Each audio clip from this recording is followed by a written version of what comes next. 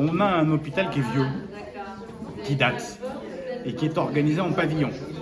C'est-à-dire qu'en gros, j'ai une grosse maison par spécialité. La grosse maison chir, la grosse maison pneumo, la grosse maison néonatalité. Bon.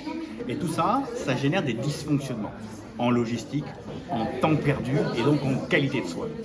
Et donc notre objectif avec ce projet de nouvel hôpital, c'est de dire on sort d'une logique pavillonnaire pour aller sur quelque part des bâtiments uniques sur lesquels j'ai toute une série de spécialités et qui permettent d'être plus efficaces en qualité des soins proposés, plus économe évidemment parce qu'on va avoir des flux logistiques bien différents et bien meilleurs. Et donc l'idée c'est de se dire on soigne beaucoup mieux, on est beaucoup plus attractif en soins et ça coûte moins cher.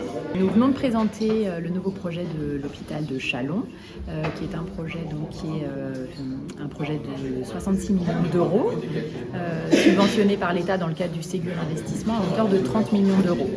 C'est un projet qui va se conduire en deux phases distinctes pour permettre à la fois de reconstruire et de réhabiliter différents services de l'établissement.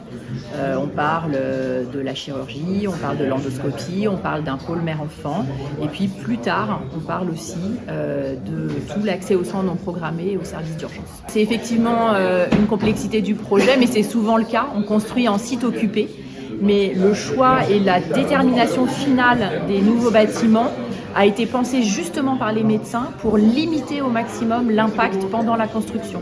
Donc il y aura le moins de déplacements possible de services et de la réhabilitation et de la construction au fur et à mesure. Donc les patients ne seront pas non plus gênés dans leur accès à l'établissement.